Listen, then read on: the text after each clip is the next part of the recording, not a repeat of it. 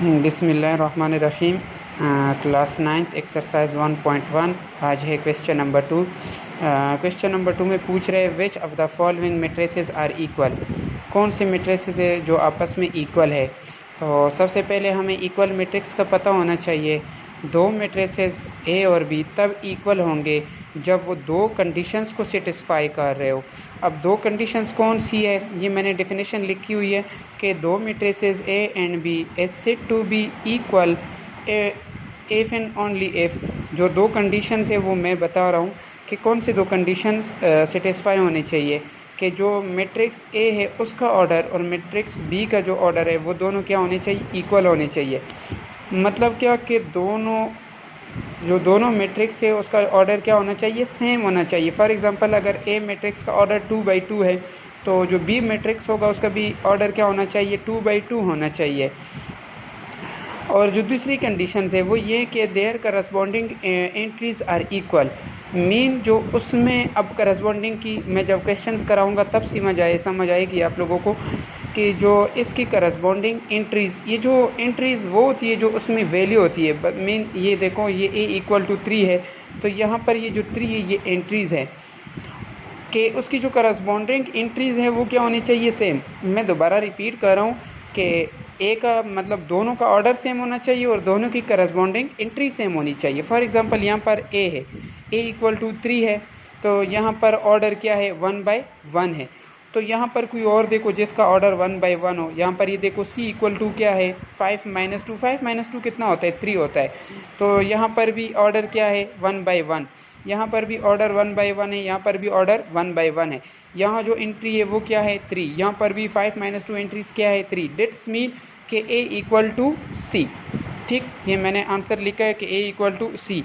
अब b = i की equal कैसे हैं, देखो इसका ऑर्डर क्या है। ऑर्डर का क्वेश्चन नंबर 1 आप लोग देख सकते हो कि इसमें कितनी रो है, एक रो है। कितनी कॉलम है, 2 कॉलम है। तो ऑर्डर क्या है, 1/2। इसी तरह i को देखो, यहाँ पर ऑर्डर क्या है, 1/2। अब यहाँ पर 3 है, फर्स्ट वैल्यू 3 है तो सेकेंड वैल्यू क्या है, 5। तो i में भी फर्स्ट वैल्यू क्या होनी चाहिए, 3। सेकेंड वैल्यू क्या होनी चाहिए, 5। ये नहीं कि यहाँ पर 3 5 हो, यहाँ पर 5 3 हो। तो ये करस्पॉन्डिंग को सेटिस्फाई नहीं कर रहा। करस्पॉन्डिंग की मतलब करस्पॉन्डिंग अभी आप लोगों को समझ आई होगी। तो इसलिए b को मैंने इक्वल लिखा है i के। अब f = g। अब f = g कैसे है कि देखो f की जो ऑर्डर है वो क्या है,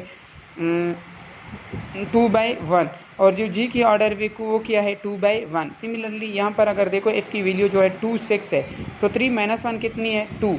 3 + 3 कितनी है, 6। तो इसलिए f = g। इसी तरह e और h और j आप लोग खुद देख सकते हो, ये तीनों आपस में क्या है, इक्वल है।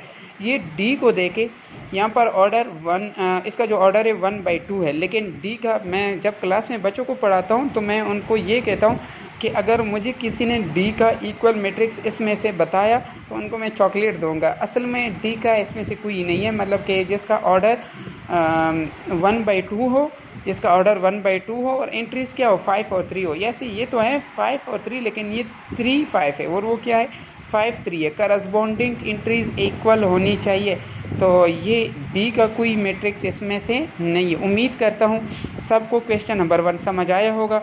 अगर किसी का कोई इससे रिलेटेड क्वेश्चन हो तो कमेंट बॉक्स में पूछ सकते हैं। अब मैं क्वेश्चन नंबर 3 की तरफ आता हूँ। इस एक्सरसाइज का मोस्ट इम्पॉर्टेंट क्वेश्चन है। मैं आप लोगों को बताता चलूँ, जो क्वेश्चन नंबर 1 और क्वेश्चन नंबर 2 है वो इम्पॉर्टेंट है MCQs के लिए। मतलब वो पेपर में एज आ MCQs आप लोगों से पूछ सकते हैं, 1 नंबर का MCQs आ सकता है। और जो क्वेश्चन नंबर 3 है ये मोस्ट इंपॉर्टेंट क्वेश्चन है इस एक्सरसाइज का। यहाँ पर क्वेश्चन नंबर 3 है, क्या पूछते हैं, कहते हैं find the value A B C and D।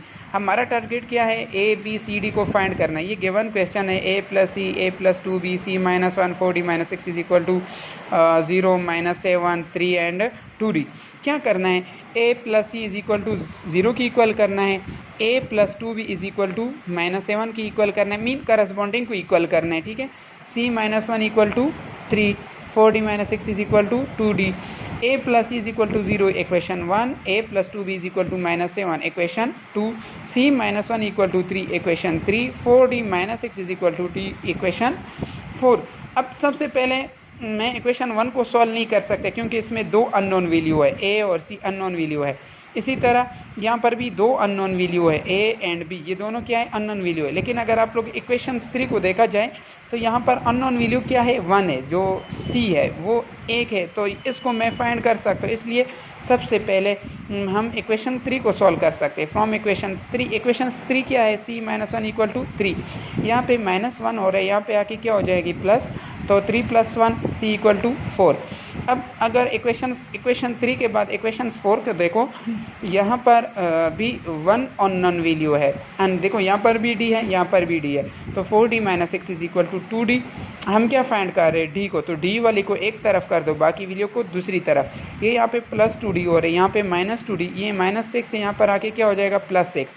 तो 4d - 6, 4d में से 2d निकाल दो, कितना रह जाता है, 2d। 2 यहाँ मल्टीप्लाई हो रहे हैं, अंदर आके क्या हो जाएगा, डिवाइड, तो 2 × 1 = 2, यहाँ पर मैं अगर इसकी कैंसिल कर दो, 2 × 1 = 2, 2 × 3 = 6, तो d इक्वल टू 3। अब हम इक्वेशन 1 और इक्वेशन 2 को सॉल्व कर सकते हैं from equation 1, a + e equal to 0। ये from equation 1, a + e equal to 0।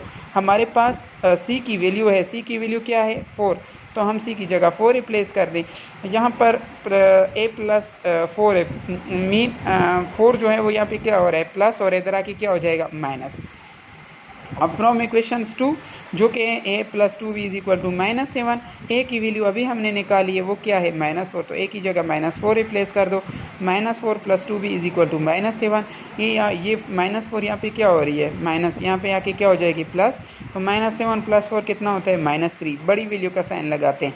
2 यहाँ मल्टीप्लाई और यहाँ पे आके क्या हो जाएगा, डिवाइड, तो a की वैल्यू क्या आई है, -4, b की value -3/2, and c equal to 4 और d इज इक्वल टू 3। उम्मीद करता हूँ क्वेश्चन नंबर 3 जो मोस्ट इम्पॉर्टेंट क्वेश्चन है सबको समझ आया होगा, और अगर किसी को ये क्वेश्चन समझ ना आया हो तो वो कमेंट में मेरे से पूछ सकते हैं। जज़ाकल्लाह।